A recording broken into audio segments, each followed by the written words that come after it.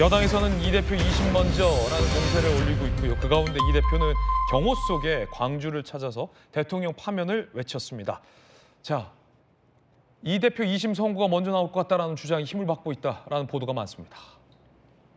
만약에 헌재가 오늘도 선고일을 지정하지 못한다면 말이죠. 나경원 의원, 법적 절차와 선례 볼 때 이 대표의 2심 선고가 대통령 탄핵 선고보다 빨리 나올 가능성이 높다. 장동혁 의원, 판사 출신이죠, 두 분 다. 헌재, 굳이 이 대표 2심 판결 전 탄핵 심판을 선고해 이 심판에 죄를 뿌릴 이유 없다라는 표현을 하기도 했습니다.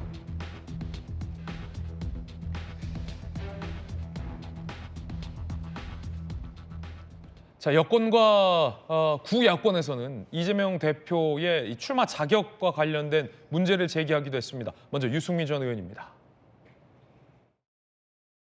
유죄 판결을 받은 사람이 대선에 출마할 자격은 없다고 생각합니다. 이재명 대표는 그 재판뿐만이 아니라 지금 5개의 재판에서 선거법 위반보다 훨씬 더 중요한 범죄 혐의로 재판을 받고 있는 사람입니다.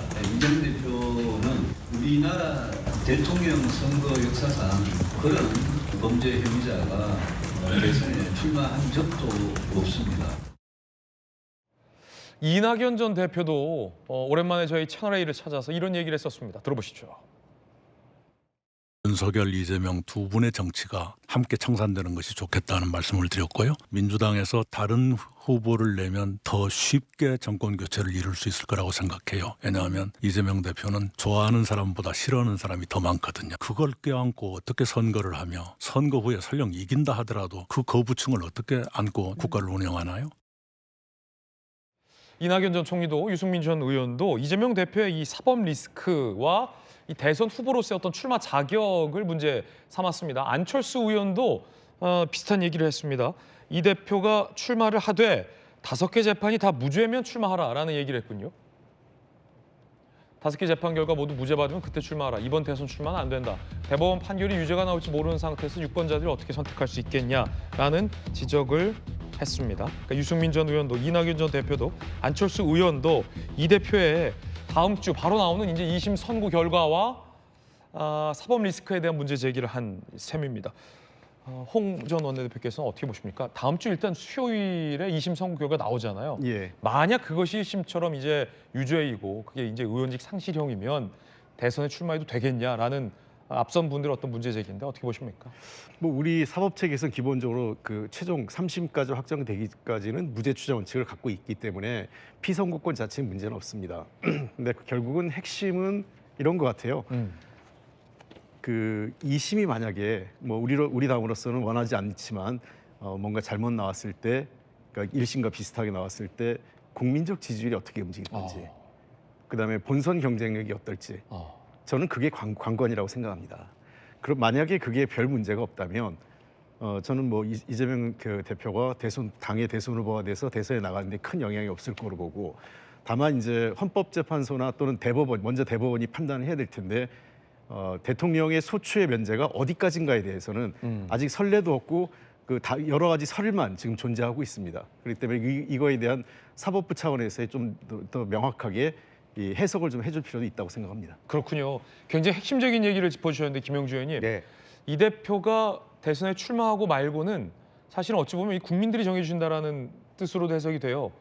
2심에서도 만약에 이런 의원직 상실형에 해당하는 중형이 선고되면 국민들이 과연 이 당을 지지할 것이냐. 그리고 대법이 유죄를 확정할 경우는 어떡하냐. 그리고 이 대표가 설사 대통령에 당선된다 하더라도 재판이 중지되는지 계속되는지에 대한 리스크를 적어도 대선 전에 대법에서 확실하게 해줘야 된다. 홍준표 전 원내대표의 의견인데 어떻게 들으셨습니까? 그렇습니다. 지금 이제 만약에 다음 주 금요일 날, 이번 주 금요일이 아니고 다음 주 금요일 날에 탄핵이 인용된다면 그로부터 2달 뒤에 대선 아닙니까? 그러면 5월 말 대선이라고 하는 가능성이 열려 있는 건데, 그러면 사실은 이재명 대표가 26일 날 2심에서 유죄든 무죄든 맞고 최종심을 대법까지 가는 데는 아무리 빨라도 6월 초 정도 돼야 되는 그 기간이 남아 있는 거거든요. 그래서 방금 원내대표 얘기한 것처럼 이재명 대표가 선거에 나올 수 있는 못 나오는 법적인 문제는 없어요. 선거에 나올 수 있는데 실제적으로 그런 대법의 특히 2심의 결과에 따라 크게 출렁거릴 것이고 당내에서도 비명계들의 움직임도 아마 이재명 대표의 2심 결과가 1심과 같은 형이 만들어진다면 상당히 혼란스러운 부분이 있을 겁니다. 이 대표의 분수령 그러니까 다음 주 수요일이군요. 그렇습니다. 이제 그렇게 되고 나올 수는 있겠지만 실제로 또 이재명 대표가 민주당 후보가 될 수 있겠지만 과연 그 후보에 대하여 소위 중도층들이 어떻게 보느냐가 굉장히 큰 문제가 되고요. 지금 현재는 압도적 1위를 하고 있습니다만 민주당의 가장 큰 공포 중에 하나는 네네. 이재명 대표가 그렇게 나갔는데 또 이렇게 대통령의 탄핵이 인용됐는데도 대선에 질 수 있는 가능성이 있다는 거. 그런 부분에 대해 그랬을 때는 민주당이 그 파국을 어떻게 받아들여야 될 것이냐 하는 문제가 남아 있는 겁니다. 그래서 실제적으로 방금 뭐 홍 전 원내대표의 말씀도 그거에 준하는 말씀이라고 저는 이해를 하거든요. 예. 실제로 대중들이 어떻게 볼 거냐 하는 부분이 있고요. 계속 여론조사가 또 혹은 그 여당의 공세가 그 이재명 대표의 사법 리스크에 집중될 수밖에 없고 선거 기간이 그렇게 나올 수 있고 또 어제 3호에 대한 재판도 지금 거의 5월 초 되면은 결과 5월 중순에 결과 나오거든요. 김혜경 배우자에 대한 그렇습니다. 재판. 이제 그런 부분들도 굉장히 이재명 대표의 후보로서의 활동에 굉장히 제한 요소가 될 수 있기 때문에 상당히 이 문제가 아마 다음 주 수요일 2심 재판의 결과가 굉장히 민주당 내에서 단일 대우를 이룰 수 있느냐 없느냐의 문제로 아마 결정될 것이다 그렇게 봅니다. 예. 김영주 의원님과 홍 대표님 말씀 들어보니까 이게 경우의 수가 좀 있군요. 전조 의원님 판사하셨지만 만약에 오늘 헌재가 대통령에 대한 선고기일을 지정하지 못하면 이번 주에는 대통령에 대한 선고를 하지 못하고 다음 주 수요일에 있을 이재명 대표에 대한 2심 선고가 먼저 나올 가능성이 굉장히 커지는 건데 만약에 이재명 대표에 대한 2심 선고 결과가 1심과 준하는 중형이 선고된다면 과연 그 주에 대통령에 대한 선고를 헌재가 할 수 있느냐 그 결과는 어떻게 되느냐에 따라서 조기 대선의 여부 열리는지 안 열리는지 혹은 조기 대선이 열린다면 만에 하나 열린다 해도 그것이 언제 열리느냐에 대한 굉장히 어떤 변수가 작용될 수 있다라면 그런 혼란 속에 이 대표에 대한 3심 대법원 판결이 3개월 이내에 선고될 수도 있다라는 굉장히 복잡한 경우의 수가 펼쳐지게 되겠군요, 앞으로. 그래서 방금 그 나오는 이재명 대표 얼굴이 굉장히 무거우시죠. 본인의 지금 선고기일은 다가오고 있는데 윤석열 대통령에 대한 탄핵 심판 선고는 아직도 이루어지지 않고 있기 때문에 본인들이 생각한 뭐 그러한 지금 속도로 나가고 있지는 않은 것 같아요.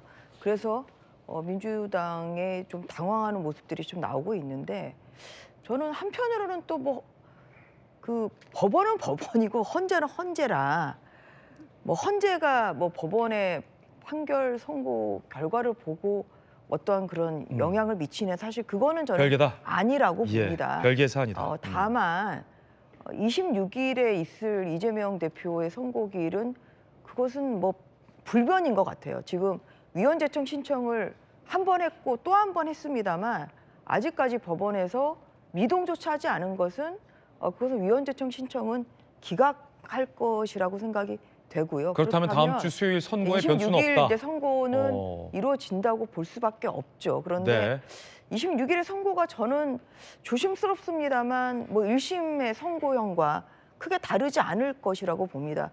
가장 중요한 것은 당선 무효형이냐 아니냐 그 문제잖아요. 100만 원 이상이냐 아니냐. 네, 그런데 당선 무효형이 저는 뭐 나올 수밖에 없을 거라고 생각을 하고요.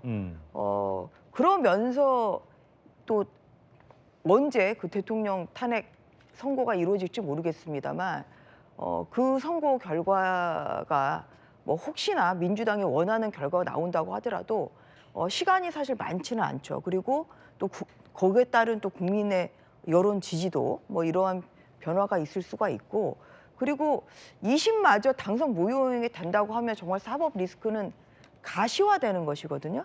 그래서 대법원이 하기에 따라서는 저는 뭐 2달 정도 시간 내에 선고할 수도 있는 이런 것이고 뭐 예를 들어서 조기 대선을 하게 되는 상황이라도 내가 후보이기 때문에 심리를 밀어달라. 이거는 법 앞에 평등이기 때문에 그거는 받아들일 수가 없는 사정이에요.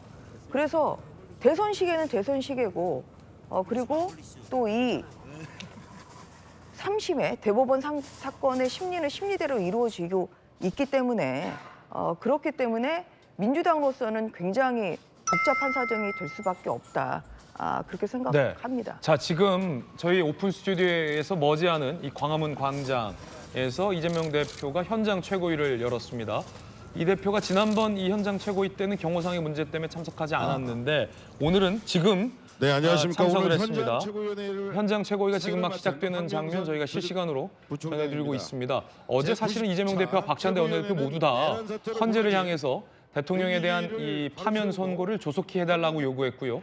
마은혁 후보자에 대한 임명을 거론하며 오늘이 사실은 최상목 권한대행에게 최후 시한이다라고 최후 통첩을 선고하기도 했습니다. 최후 통첩을 알리기도 했습니다. 자, 오늘은 과연 어떤 내용이 올지 저희가 취재해서 잠시 후에 또 전해드리겠습니다. 박찬대 원내대표 피켓을 거꾸로 들었죠? 다시 올바로 들었군요. 제가 구호를 선창하면 자, 다시 스튜디오로 좀 돌아와 보죠.